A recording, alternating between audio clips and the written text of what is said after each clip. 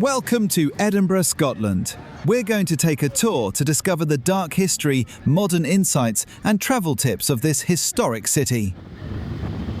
We begin in Grassmarket Square. That's Castle Rock, a massive volcanic plug carved out by glaciers. Towering right on the edge is Edinburgh Castle, Scotland's medieval stronghold that has dominated this skyline for over 9 centuries. It holds the title of the most besieged place in Great Britain.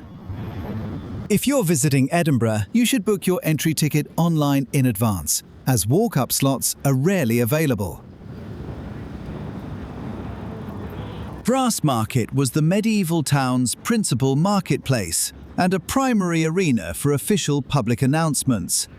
Because it functioned as the neighbourhood's main gathering point, it naturally became a hotbed for legendary political riots. It also carried a sombre civic duty as the designated site for public executions.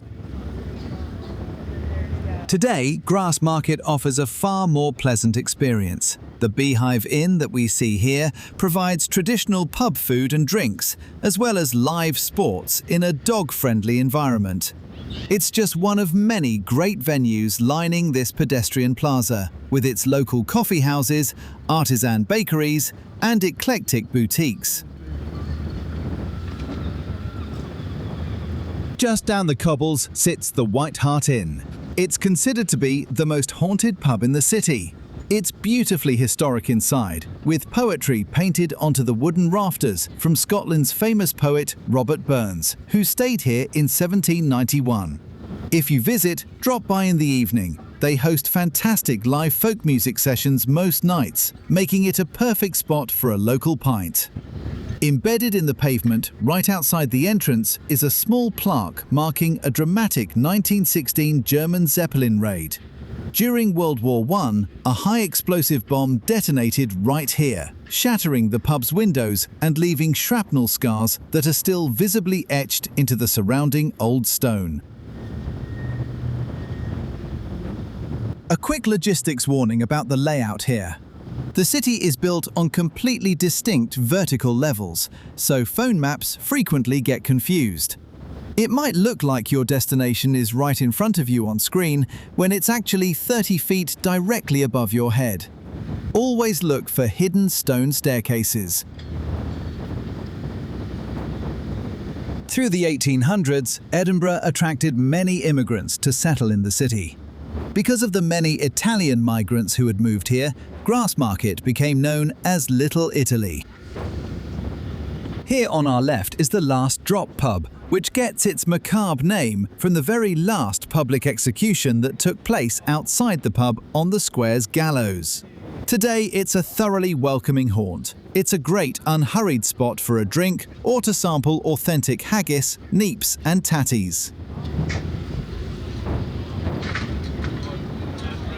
Because thousands packed this open space for trade, it easily became a volatile stage for civil unrest.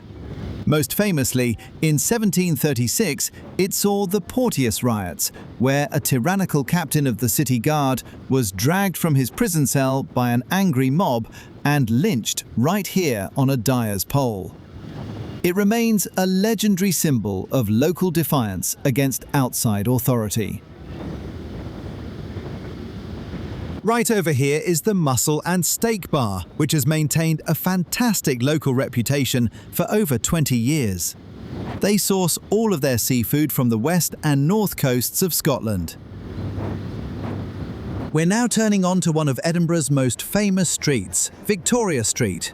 This sweeping neoclassical project was constructed between 1829 and 1834 to safely replace what was previously a dangerous, near-vertical medieval alleyway. Today, its layout beautifully bridges the dramatic topographical drop between the high Royal Mile Ridge and the historic basin of the Grassmarket below. The businesses along this curve are widely recognised for preserving classic Scottish craftsmanship and heritage.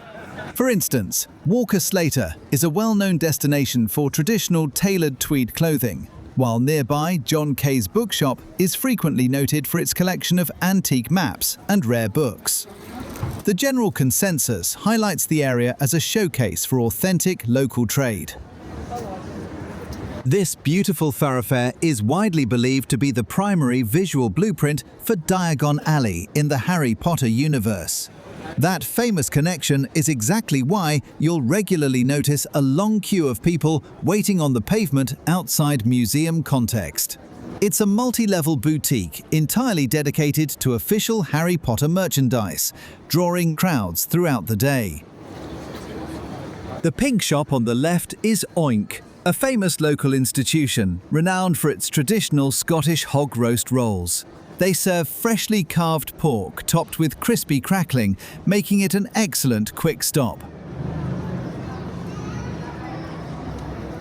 Built between 1829 and 1834, the street was designed to replace the ancient, near-vertical medieval alleyway known as the Westbow.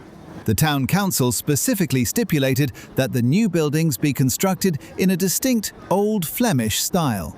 This unique mandate resulted in the pointed arches, crow-stepped gables, and cascading rooflines seen today. Fish and chips are widely celebrated as a definitive Scottish favourite, and a major destination for the dish is Bertie's proper fish and chips. Housed inside a massive, converted 3-storey former church, this venue is recognised as one of the largest dedicated chippies in the capital. The general consensus highlights their sustainably sourced haddock, which is traditionally fried in premium beef dripping.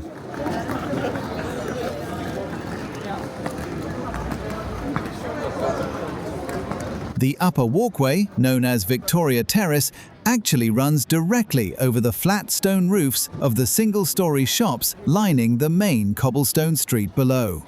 This multi-level engineering was put in place to smoothly bridge the dramatic vertical drop between the high Royal Mile ridge and the low Grassmarket basin. While the lower street is a bustling retail corridor, Victoria Terrace offers a notably calmer, elevated atmosphere. This upper deck is lined with its own separate row of historic stone arches that house atmospheric bars, restaurants, and hidden outdoor seating. Walking here puts visitors level with the historic tenement midsections, offering a unique glimpse into 19th century town planning.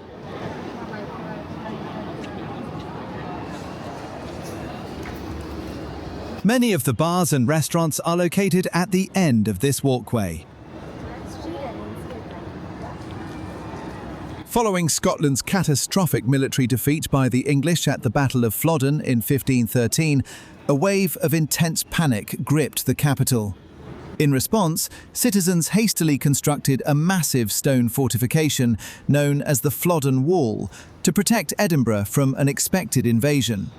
Though that invasion never came, this boundary tightly confined the city's population for centuries, forcing tenements to grow vertically.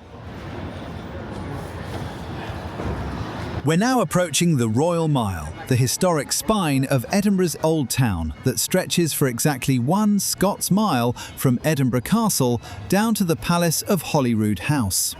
This famous processional thoroughfare connects 2 royal residences and is lined with towering medieval tenements. The Highland Tolbooth Kirk was constructed in the 1840s as a magnificent Gothic revival church designed to accommodate Gaelic-speaking congregations and the General Assembly of the Church of Scotland. Today, the building has been completely transformed into the Hub, functioning as the vibrant headquarters and information centre for the Edinburgh International Festival. Its iconic 240-foot spire remains the highest architectural point in central Edinburgh. Parked right outside on the terrace of the Hub is the Fish and Frites van. This vintage food truck specialises in traditional Scottish fish suppers, using sustainably caught seafood from the Fife coast. The menu is heavily centred on fresh haddock, fried in rapeseed oil and chips, served alongside a selection of local favourites like haggis. You may have heard the Scottish bagpipes in the distance moments ago. Beyond their modern role in street performances, the great Highland bagpipes possess a fierce military heritage. Historically, they were used by clan regiments to coordinate battlefield movements and intimidate adversaries. If you walk up this cobbled street, you will reach the Edinburgh Castle Esplanade. But we'll continue walking down the Royal Mile for this tour.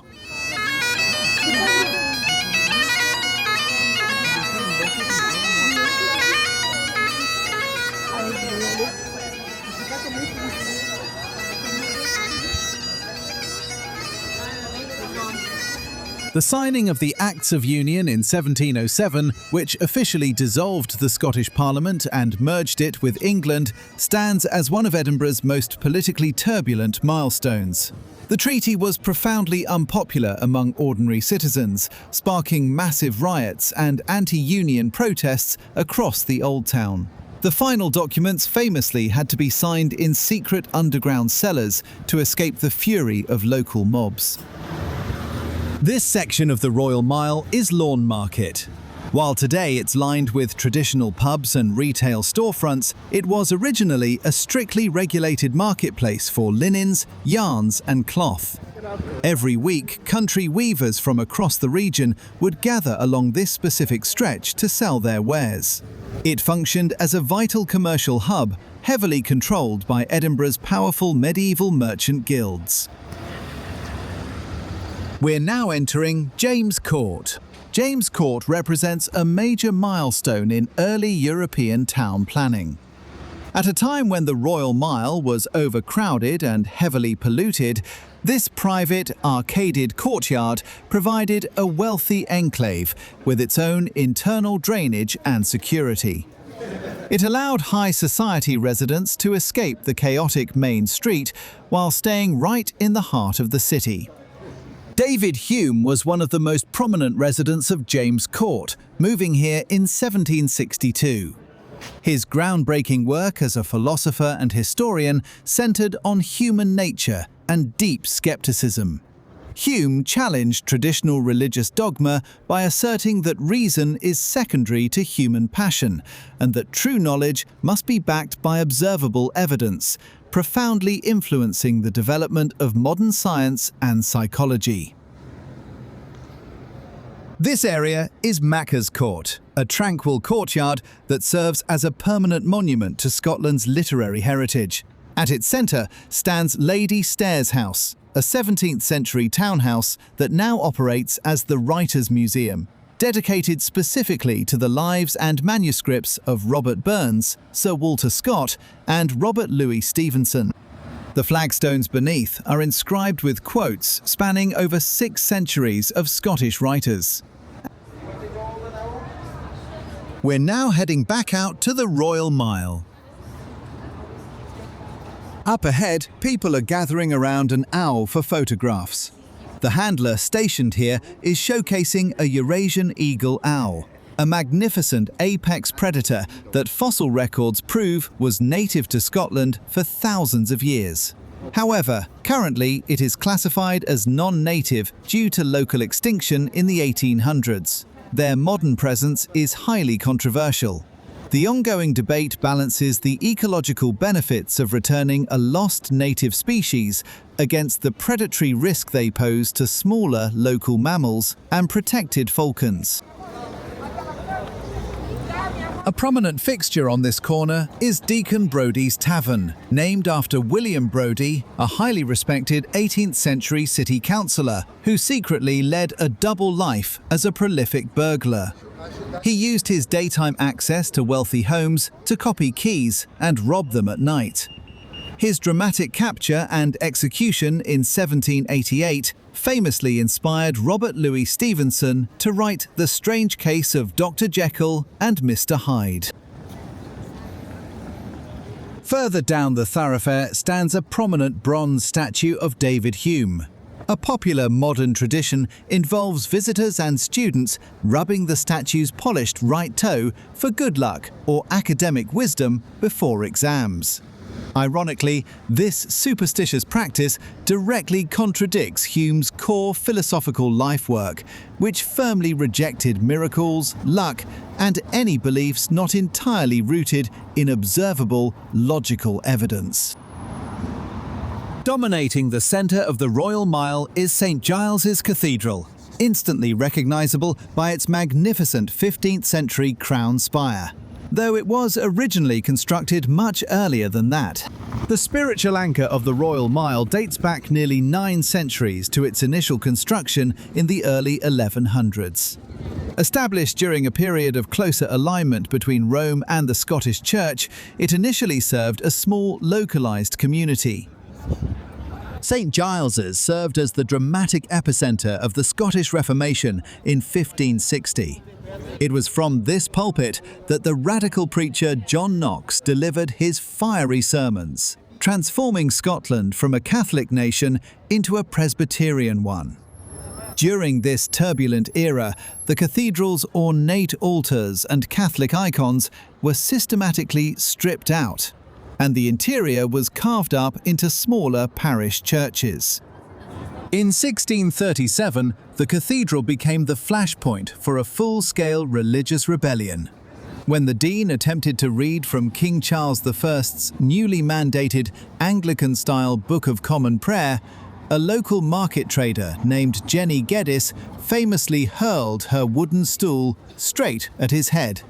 The resulting riot sparked a nationwide protest movement, ultimately leading to the bloody Wars of the Three Kingdoms. Thanks for watching this tour of Edinburgh. Please subscribe if you want to see more videos like this.